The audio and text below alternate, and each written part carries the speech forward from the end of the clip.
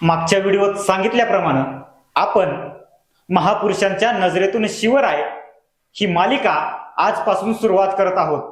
आजचा विषय आहे रवींद्रनाथ टागोर आणि शिवराय। खरं तर रवींद्रनाथ टागोर म्हणजे साधी सुधी व्यक्ती नव्हती। रवींद्रनाथ टागोर त्या काळात नोबेल पारितोषिक मिळवणारे पहिले भारतीय होते। याच रवींद्रनाथ टागोरांनी आपलं राष्ट्रगीत लिहिलं। ते या राष्ट्रगीतात म्हणतात की पंजाब सिंध गुजरात मराठा। यावरून आपल्या लक्षात येतं की रवींद्रनाथ टागोरांना महाराष्ट्राचं राष्ट्रीयत्व समजलं होतं, म्हणूनच त्यांनी राष्ट्रगीतात महाराष्ट्राचा उल्लेख मराठा असा केला। याच रवींद्रनाथ टागोरांनी छत्रपती शिवाजी महाराजांपासून कशा प्रकारे प्रेरणा घेतली आपण या व्हिडिओच्या माध्यमातून समजून घेणार आहोत। त्या काळात बंगालमध्ये बंगालची फाळणी लॉर्ड कर्झनने घोषित केली होती। याच बंगालमध्ये त्यावेळी जनक्षोभ पसरला होता।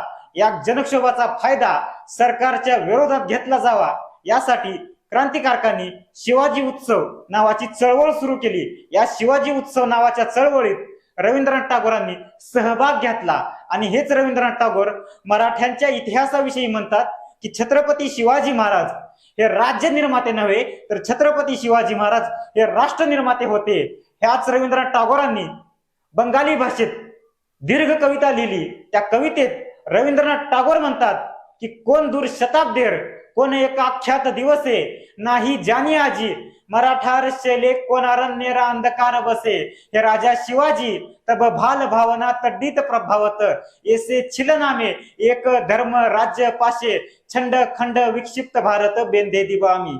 म्हणजे याचा अर्थ असा होतो की सह्याद्रीच्या दऱ्याखोऱ्यात फिरताना हे मानवेंद्रा शिवाजी राजा तुझ्या मनात एक विचार चमकून गेला असेल की या शतखंड झालेल्या भारताच्या तुकड्यांना पुन्हा अखंड बनवेन, श्रींचं राज्य उभारेन।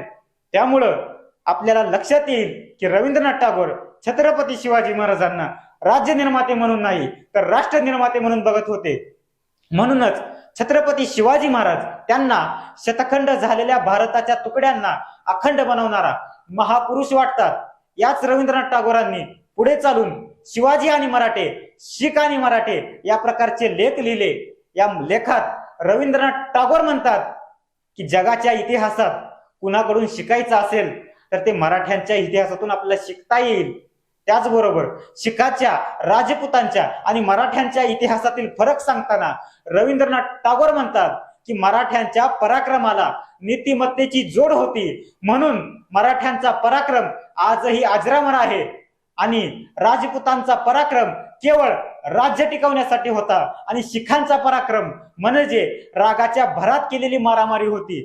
थोडक्यात मराठ्यांनी निर्माण केलेलं राज्य हे रयतेचं राज्य होतं, लोकांचं राज्य होतं। हे ओळखणारे रवींद्रनाथ टागोर पहिले महापुरुष होते। अशा या महापुरुषाला माझा विनम्र अभिवादन।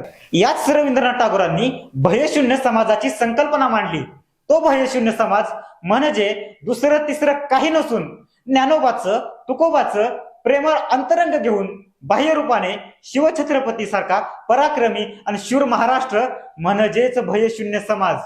तर राष्ट्रगीताचे निर्माते रवींद्रनाथ टागोर यांच्यासाठी मराठे हे राष्ट्र निर्माते होते, छत्रपती शिवाजी महाराज हे राष्ट्र निर्माते होते। या पुढच्या मालिकेत आपण स्वामी विवेकानंदांच्या नजरेतून शिवराय समजून घेणार आहोत।